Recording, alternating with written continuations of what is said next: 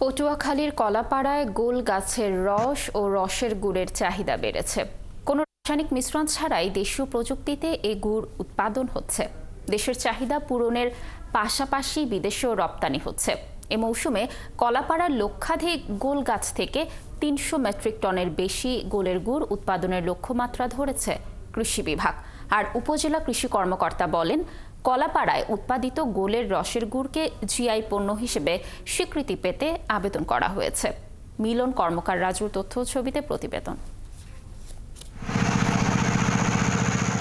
গোল গাছ গোল নয়, দেখতে নারকেল গাছের মতো। 12 ফুট থেকে 20 ফুট পর্যন্ত দীর্ঘ গোল গাছ দেখা যায়। শীত মৌসুমের আগেই গাছে ফল ধরে। একটি গাছে একাধিক কাণ্ডে ফল ধরে, যাকে এলাকার ভাষায় গাবনা ফল বলা হয়। তাল গাছের ডগার মতো এমন ফলওয়ালা কাণ্ড কেটে রস সংগ্রহ করা হয়।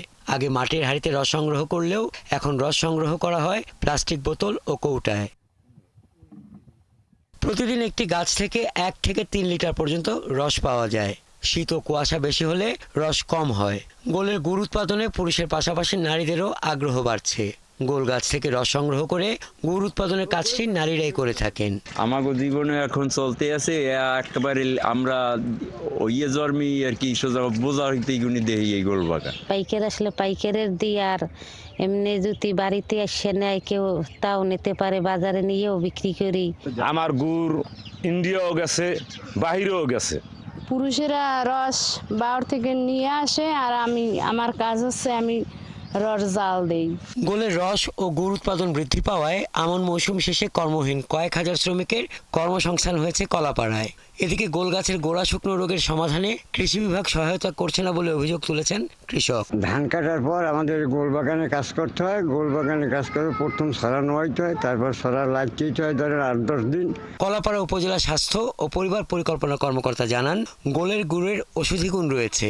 ডায়াবেটিক রোগীরা এই গুড়ের তৈরি পায়েস সহ বিভিন্ন পিঠা খেতে পারে। তবে রস সরাসরি খাওয়া খুবই ঝুঁকিপূর্ণ। আর কলাপাড়া উপজেলা কৃষি কর্মকর্তা বলছেন, গোলের গুড়ের জিআই পণ্য হিসেবে স্বীকৃতি পাওয়ার জন্য আবেদন করা হয়েছে। গোলের গুড়ে গ্লুকোজ, ফ্রুক্টোজ এবং অন্যান্য ধরনের আমাদের যেহেতু আমাদের লবণাক্ত এলাকা, বিভিন্ন ধরনের লবণ থাকে। আমাদের এসএসসিপি প্রকল্পের কৃষি বিপণন অঙ্গের মাধ্যমে তাদেরকে উন্নত এবং আধুনিক পদ্ধতিতে কিভাবে গোলের গুড় বিভিন্ন পর্যায়ে উৎপাদন করা যেতে পারে এবং সেটার বোতলজাতকরণের যে আধুনিক পদ্ধতি সেটা আমরা শিখিয়েছি। কলাপাড়ার বিভিন্ন ইউনিয়নে গোল বাগান থাকলেও সবচেয়ে বেশি গোলের রস সংগ্রহ ও গুড় তৈরি করা হয় নীলগঞ্জ, চাকামাইয়া ও মিঠাগঞ্জ ইউনিয়নে। বন বিভাগের তথ্য অনুযায়ী 2021 সালে আন্ধারমানিক সহ বিভিন্ন নদী তীর ও চরে প্রায় 60,000 গোল গাছের চারা রোপণ করা হয়েছে, যা আগামী 2-3 বছরের মধ্যে রস উৎপাদনের উপযোগী হবে। হাসান আহমেদ, 71।